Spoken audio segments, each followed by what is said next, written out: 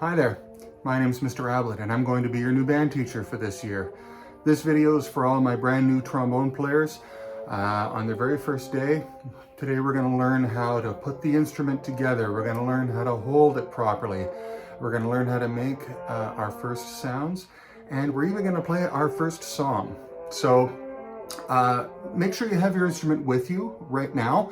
Pause the video if you don't have it, and run and grab your trombone and its case and the whole deal, and then we'll get started right away, okay? Just gonna turn the music down. Welcome to my home studio. This is where I do all my practicing, and a lot of the work I do as a teacher happens here right in front of my computer. So here is the introduction to the trombone. This is the instrument that I play, by the way, and it's something that I'm really passionate about. I started playing trombone when I was in high school in grade 8, and it's something I've devoted my whole life to, and so I hope you'll enjoy playing it for the time that you decide that you want to play trombone. So we're going to start off with the parts of the trombone, the anatomy of the instrument, okay? So I've got my trombone here, and that's what it looks like when it's all together. I'll show you how to put it together in just a few minutes, okay? So don't rush or anything like that. But you can open the case, lay the case down on the ground, unlatch whatever kind of latch you have on the case, and then open the lid, okay? Be really careful when you're opening the case or when you're picking the case up from the ground, that those latches are securely fashioned. I've seen lots of players pick up their case and they forget to close the little clasps out on the outside. And then you end up with trombone all over the place, okay? You really don't want to dent the instrument. So, at any rate, here are the parts of the trombone. Three main parts. There's the mouthpiece. I'm just going to put that right over there. And there is the slide. Oh, mine's a little bit stuck. There we go.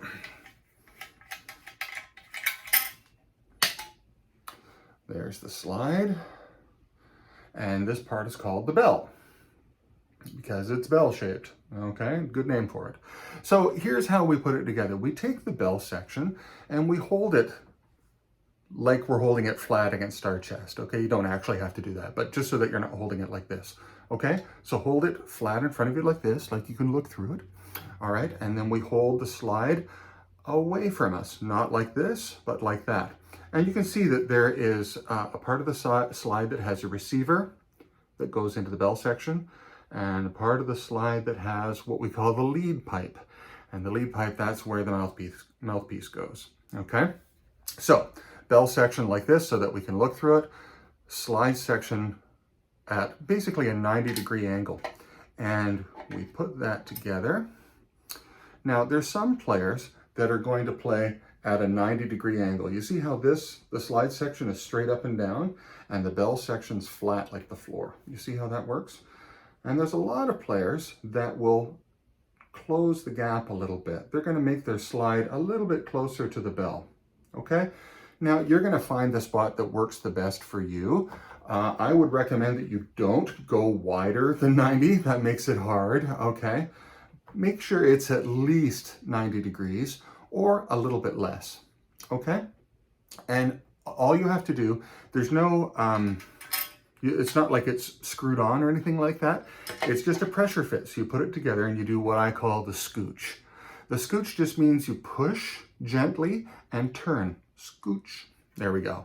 And now it's already affixed. It's already pretty stable. And then there's this little guy, this little collar, which I'm going to tighten on there, just so that my trombone doesn't go blur when I'm playing it and start to fall apart, okay? Now, I do the same scooch with the mouthpiece. I'm going to take the mouthpiece. By the way, your mouthpiece has an anatomy as well. This part's called the rim. Okay, that's the part that goes on your mouth like that when you're playing. This part is called the cup. Okay, that's where your lips do the vibrating. And this part is called the shank. And the shank goes inside the lead pipe, as we talked about. And again, scooch. Little push and little turn. Okay, so a word of caution before we continue. You're going to find out that some people are going to put their mouthpiece in the lead pipe, put the shank in the trombone, and then they're going to start going like that and making that fun popping sound. Well, I got to tell you, while that is kind of a fun sound, it can cause a serious problem to the functionality of your instrument, okay? Really important that you don't tap on the mouthpiece like that because it can get stuck inside the instrument. Now, if it does get stuck, it happens to everybody once in a while, please don't try and remove it yourself. Don't give it to your mom or dad to try and muscle it apart, because this instrument has been put together by some really, really amazing people. And these little welds in here and here and here, all of those are just, they're put together with silver solder, and they're very, very delicate, okay? And it's supposed to be that way. It's exactly the way a trombone is supposed to be put together. They've been making these things for centuries. It's a very, very old instrument. It has a long, long history that I'll talk about another time. So really important that you don't crank on the mouthpiece if it gets stuck. Please don't use any tools on it. Don't use a pair of vice grips or something like that. That's a terrible idea. Okay, you'll damage the instrument and you just make things worse. I have a special tool that I carry with me every single day that is designed to pop stuck mouthpieces, and it's designed by instrument technicians. So come and talk to me and I'll help you out, okay? It might be that your trombone doesn't really fit in its case if it gets stuck when you're practicing at home. Be careful, okay? And do the best you can, all right? And we'll look after your instrument. All right, so that's how we put it together. Hand position, how to hold the trombone. I've seen some really funny variations of how to hold the trombone over the years. My favorite is what looks like the boxer, where there's one fist here. Sometimes they hold on here, and then they put one fist here, and it looks like they're in a big fight. It looks like they're going like this to play the instrument. And that's not the way the trombone is designed to be played, okay? It's designed for human beings to hold on to it a very specific way. So, can you do this for me? Okay, with your left hand. And you're going to put your thumb right here. Okay, you see where that is? Your left thumb right on that brace. And then you're going to reach underneath and you're going to put your finger on the shank of the mouthpiece. Remember, the shank of the mouthpiece is the straight part of the mouthpiece that goes inside the receiver in the lead pipe. All right, so try it again. Pull your thumb off the instrument, your hand off the instrument, and put your thumb on the brace, underneath, finger on the mouthpiece. Just like you got a little gun, finger guns, okay? Now, your other three fingers go inside the square. Do you see how there's a little square here? Okay, between the two braces, there's the top brace of the slide and the bottom brace of the slide that you actually use to move the slide up and down, okay? So that's the way you're supposed to hold the trombone, okay? Let's try that again. Start from the beginning. I know it's a little complex and it feels weird when you first start. And there are some modifications, which I'll show you in just a moment, okay? But try and do it this way first. Thumb here, underneath, index finger on the shank of the mouthpiece, three fingers in the square, okay? Now, I'm an old guy. I've got big, huge hands, okay? And it's easy for me to hold on to this instrument because I've got big man hands. You might not have big, huge hands like I do. You might have little dainty hands. That's cool. I'm so glad you chose the trombone. So here's a trick you can do. If your index finger doesn't reach the shank of the mouthpiece, if your fingers are too small, okay, that's all right. You can put that finger inside the square too, all right? And you can hold it like that. Now, one trick that trombone players often do is that they use their pinky to hold on to that slide. Because that slide, man, if that thing drops, your instrument doesn't work anymore. And that's the whole point, is that we want our instrument to be in good working condition, right? Right on top of the slide, there's this little thing, and that's called the slide lock. And when it's in this position, I can't move the slide. And when I move it there, the slide goes up and down, okay? So always make sure that your slide lock is on when you're not playing the instrument, and then I can just rest it on the floor, just like this, with the tip of the slide resting on the floor, always holding on to it with my hands, okay? Never just sort of leaning it, try and hold on to it with your knees or something like that. All right, we want to look after our instruments. Cool? All right. Now, just a word of caution when you're putting the instrument down. I have got a great little piece of equipment here called a trombone stand. This is an instrument stand. It's different than a music stand. Music stand holds my instrument. Trombone stand holds my trombone. okay? And so then I can put my trombone on the stand just like that. And it's perfectly stable. It sits right on top of the stand just like that. And they're wonderful. I love having an instrument stand in my studio. I might even bring it to class once in a while. Okay, but it's likely that you're not going to have an instrument stand. So how do you put the instrument down if you need to grab something in the class or you need to exit the class for whatever reason? We never lean our trombone against anything. Don't lean it against your chair. Don't lean it against a desk or against the wall or anything like that. Because if you lean the instrument, there's a chance it's going to fall over. If it falls over, it doesn't work anymore. So here's what we do. We take the trombone and we lay it down. And we make sure that the mouthpiece isn't touching the ground, because that's gross. We want to make sure that the mouthpiece is clean. But we want to lay it on the ground. And then we carefully tiptoe through the band. And everybody in the band does that, whether you play clarinet or saxophone or anybody else. Okay, we always lay our instrument on the floor next to our chair if we ever have to put the instrument down. Cool? All right, moving right along. Caring for the slide. Okay. Your instrument is going to come with a lubricant for the slide. And there's a whole bunch of different kinds of lubricant that you can get. There's oil and there's cream, slide oil, slide cream. And then there's this stuff. Yamaha slide lubricant. Let me hold it the right way. Okay. So this is the stuff that I use, and it's really not that expensive. And boy, does it make a difference to my playing. It becomes so easy to play the instrument. If you use the slide oil that comes with your rental, it'll work. It's okay, but that's the cheapest stuff that they can give you because it's just a rental, all right? If you want a better experience playing the trombone, that slide oil, I think the fumes make me feel a little bit, ugh, you know? And this stuff, it smells really good. It kind of smells a little soapy. It smells clean. It's kind of nice. And here's how I put it on my trombone. Okay, so I'm going to take the slide lock off, and take the lid off,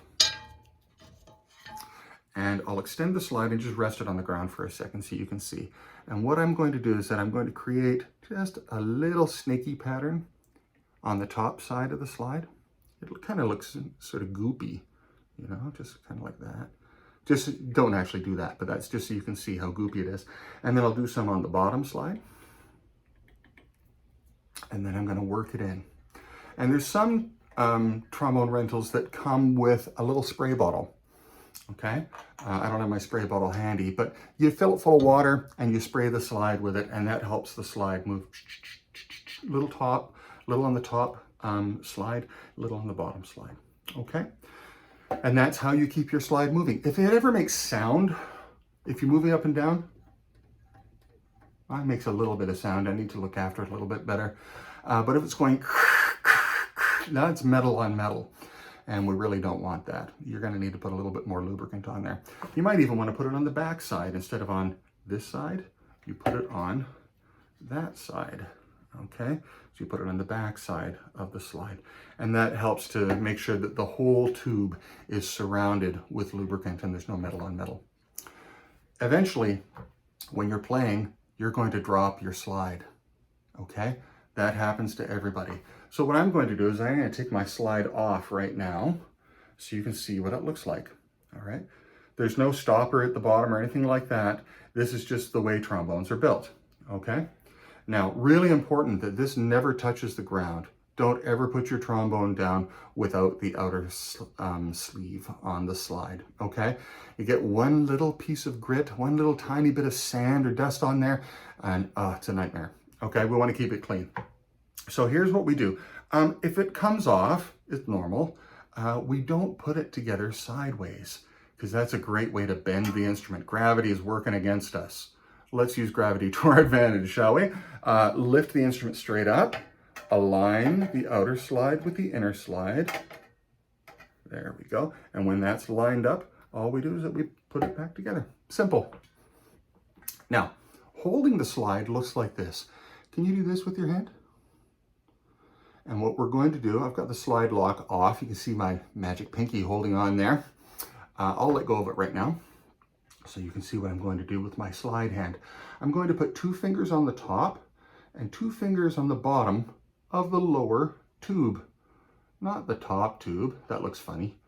put it on the bottom tube. 2 fingers there, 2 fingers there, and then your thumb right here. Okay? Now, you'll notice I'm just using my fingertips. I don't stick my whole hand through there, because then you end up with that, what looks like a boxer, right? We're not boxers when we play the trombone. We're artists.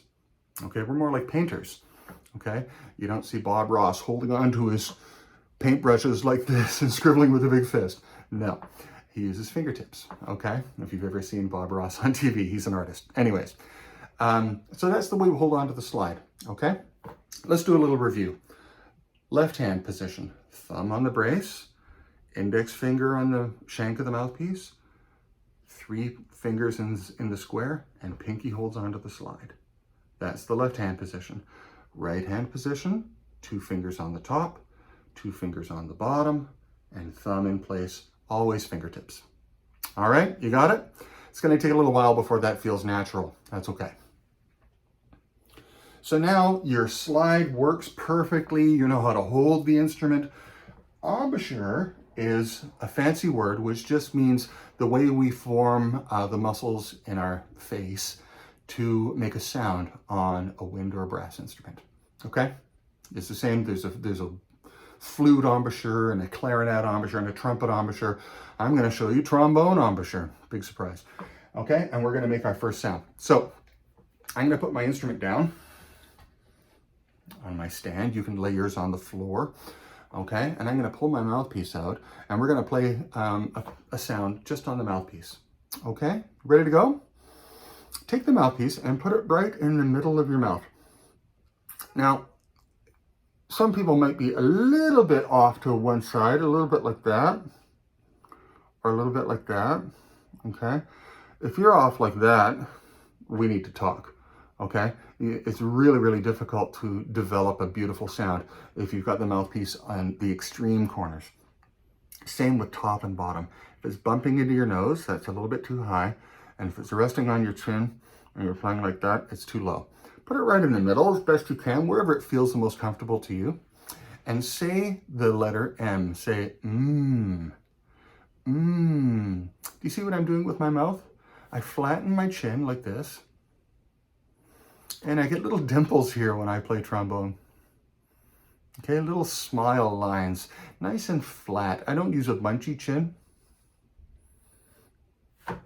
Try and squeeze all the muscles together. I flatten the muscles out like this. Like somebody told me a joke and I'm trying to play and not laugh. I'm going, okay? Now with your lips, press gently together. Say, mmm, and then blow. Mmm,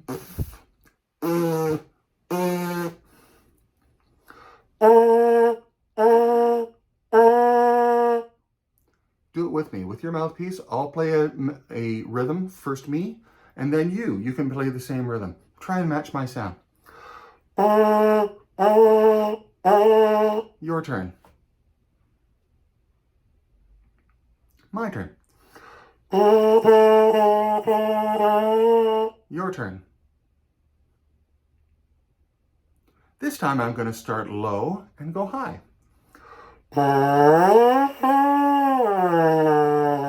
Your turn. All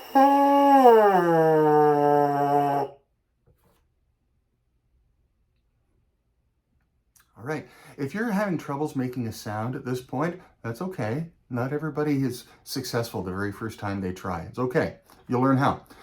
Here's a couple little tricks. First of all, if you're getting a sound like this, and you're not getting that buzzing sound, it's because your lips aren't touching. Your lips have to touch. So say, and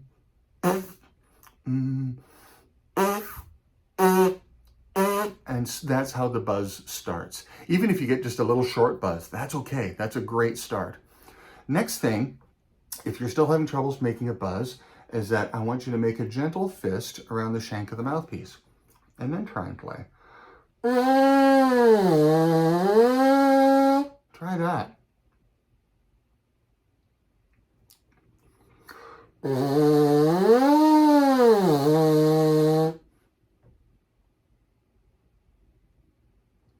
Okay, is that easier for you doing the fist method, or do you like doing it open? Up to you. Either way is okay with me.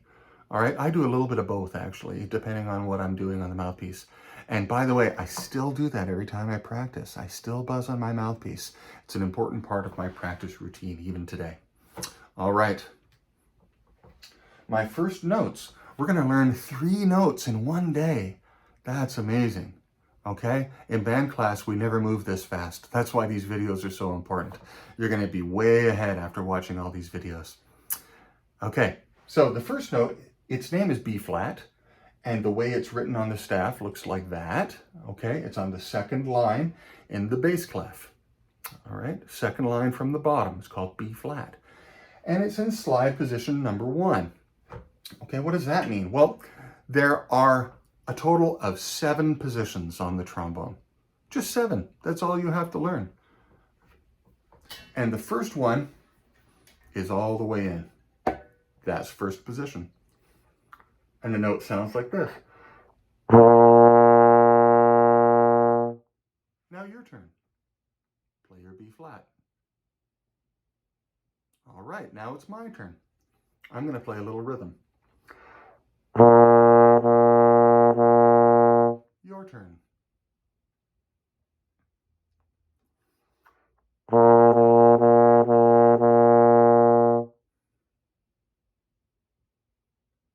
All right, are you making a beautiful sound? The most beautiful sound that you can make? I remember my teacher always told me, if you don't play with a beautiful sound, no one wants to listen to you. Doesn't matter how good you are, how fast, how high, how loud you can play. If you don't have a nice sound, what's the point? So even on your very first sound on the instrument, we want to practice making the most beautiful sound that we possibly can. It may not be beautiful on its first day, but we're going to practice making beautiful sounds all the time. All right? So you've learned your first note. It's in first position. That means all the way in with the slide. All right. The next note is called C, and it's on the second line from the bottom in the bass clef. Memorize what that note looks like, what it's called, and the slide position.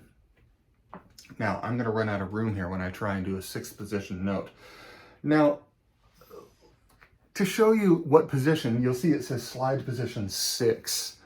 Okay, so the second note is in 6th position. Okay, how do you know where 6th position is? Well, I'm going to show you a trick. If you extend the slide all the way almost to where it falls off, can you see there's little tiny lines at the end of the inner slide? Can you see them there? Right there and right there? Those are called the stockings because they look like a little kid that's pulled his socks up halfway up his shin. Okay? And that's, if you can show the stockings on your trombone, that means you're in 7th position. That's the longest position. And it looks like that all the way at the end of the trombone. It's really hard for a beginning trombone player to reach 7th. And we don't even have to, okay? This note is in 6th. But if you can see the stockings, you know you've gone too far. So here's the trick. Give me a good arm's length. Okay, now can you see the stockings? You've gone too far. Push until you see the stockings and then go, okay, there it is, too far. It's a good arm's length. You should be able to reach with your full length of your arm. Your turn.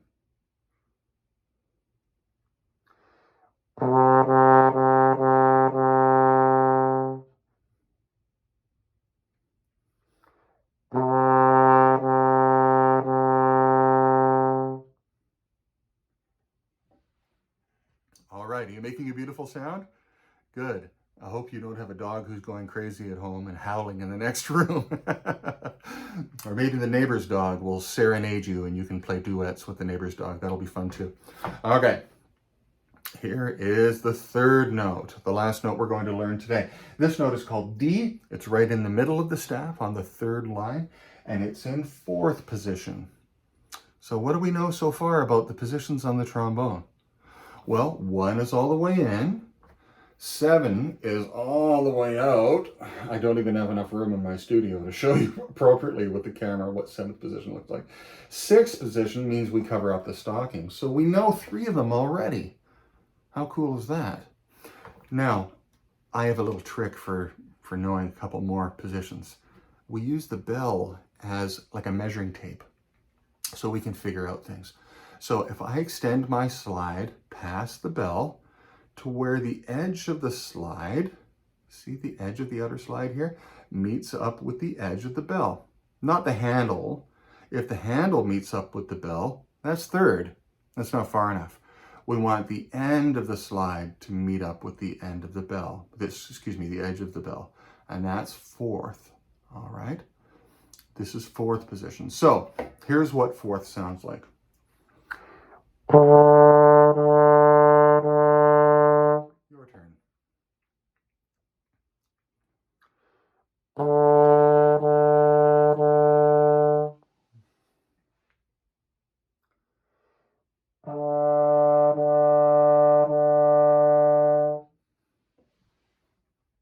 Okay, now let's take a moment and let's just talk through. We won't play this time. We'll just say the name of the position and move our arm, okay? What I'm going to do is go 4, 6, 1. 4, 6, 1. Bring a trombone up. And 4, 6, 1. 4, 6, 1. D, C, B flat. D, C, B flat. If you can memorize those first 3 notes on your first day, you're going to be really far ahead. You're going to be doing great. Okay? How are you doing so far? You keeping up? You might need to watch this video more than one time to get all of the information. I'm throwing a lot of information your way so that we get a really good head start on band in September at your school. Okay? So now we're going to try switching between a couple of the different notes, okay? Let's try switching between D in 4th position and C in 6th position, okay? 4 and 6. And we're going to practice starting our notes properly. So there's 2 ways to do it.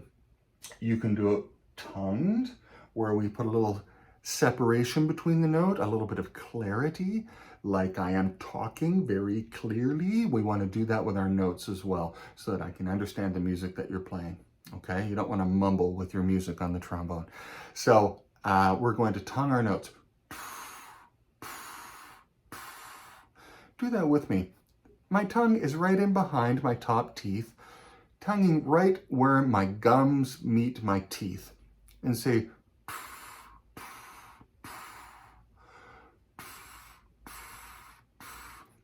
try making that beautiful embouchure that you've been working on today. Maybe try it with a mouthpiece. Good. Now, we're going to play D, C, D. Let's try that. Ready? Start on D in 4th position. Here we go. 2, 3, 4.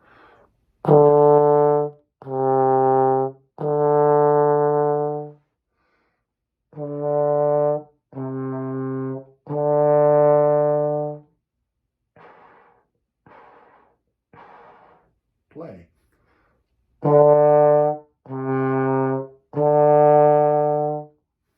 Are you making a nice clear sound? Can you really tell a focused, beautiful sounding note on D and C and D?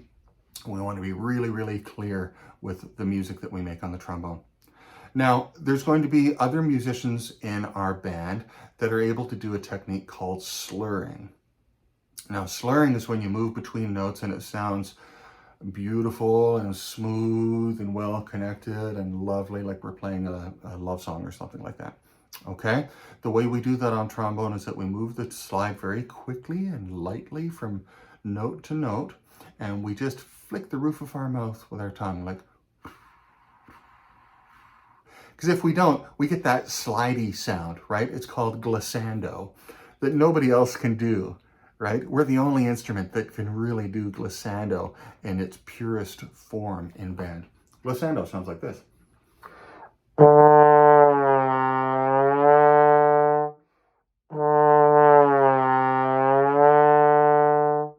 And glissando is fine on certain songs, if we're doing a song about a clown who slips on a banana peel or something like that, quite often the trombone has a glissando in those moments when we're being silly and telling a musical joke.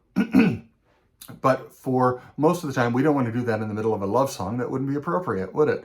So we're going to move the slide quickly and very light, and we're going to be very, very precise and be as smooth as we can. It sounds like this.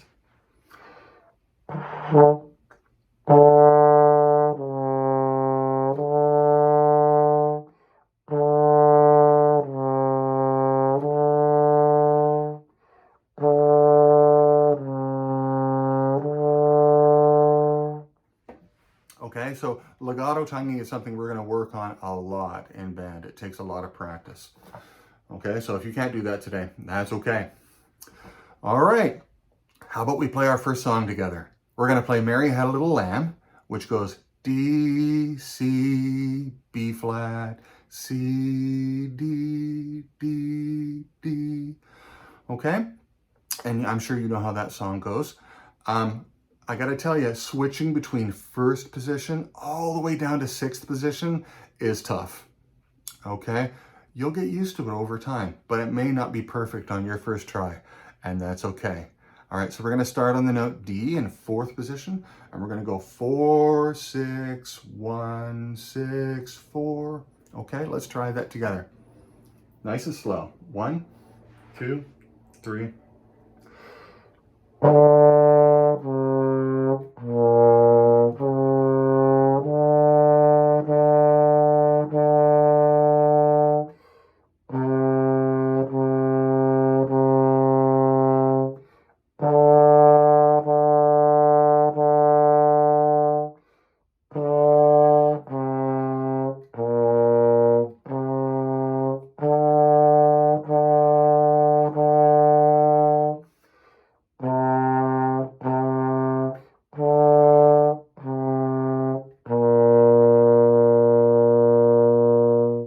How'd you do?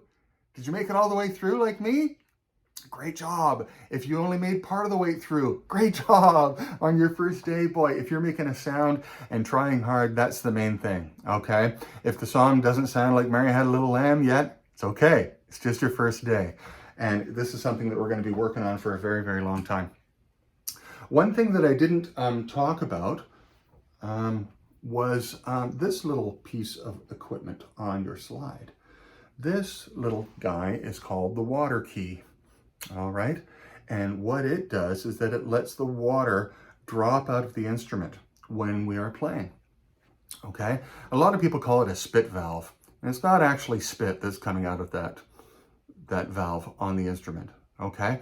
Because if I'm spitting in the mouthpiece, that's not going to sound good at all, trust me. It's condensation from your breath. Just like if I go on my bell, see how it looks foggy? Yeah, that is condensation. And condensation is going to collect inside your instrument when you're playing.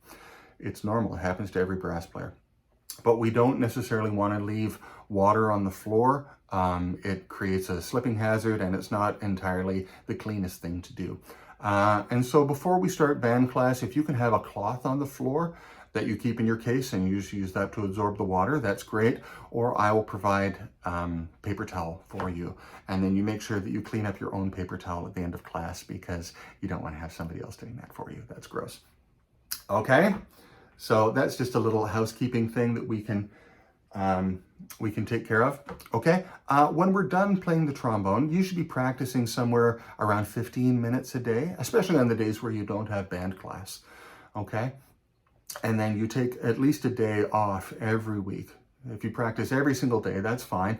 But taking a day off is a really good idea too. And let everything rest and recuperate so that those muscles get nice and strong. What I normally do is that I wash my mouthpiece out when I'm done playing. A little bit of soap and water just in the sink. If there's a sink in our classroom, that's great. Or just a dry cloth. Don't use the same cloth as you use on the floor, but a clean cloth that you can just sort of clean out your mouthpiece if there's anything that's in there. And then we take our trombone apart.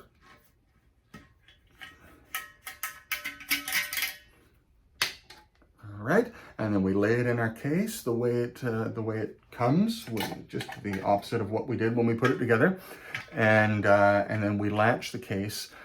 Don't forget to put your mouthpiece in there as well. Okay, and there we go. That's how we look after our instrument. Once in a while, I'll show you some more maintenance ideas for your trombone after you've been playing for a little bit. But that, in terms of like daily maintenance, what we do when we're done playing, that's pretty much all that we do. We don't use any kind of special cleaners. Don't use any polishing chemicals on it, like Brasso or Silvo or anything like that. Just stay away from all that kind of stuff. Just nice, safe, hand soap. You can use hand sanitizer on your mouthpiece if you want. Make sure you wash it after you do that. Okay, you don't want to put the hand sanitizer on your mouth. That's not going to taste very good, and I don't think it's very healthy for you. Okay, but yeah, let's keep our instrument clean. Make sure that if we have band class right after like recess or lunch, or if you've had a snack before you play, that you have a little drink of water, okay? There's also always a little bit of food residue in our mouths when we're finished eating, like sugars that are not quite dissolved yet, like you're enjoying a nice yogurt at lunch and then you blow that into your trombone. That's a bad idea, okay? You don't want to have old yogurt inside your trombone, okay? The voice of experience is telling you, no yogurt in trombone. It's a bad idea. Okay, so let's keep things nice and clean and well oiled, well functioning. Make sure you remember your instrument every time we have band class. And I hope you've enjoyed working through the first little bit of understanding what band class is going to be all about. I hope you've had fun, and I can't wait to work with you this year. It's going to be a blast. Okay, take care. Happy practicing.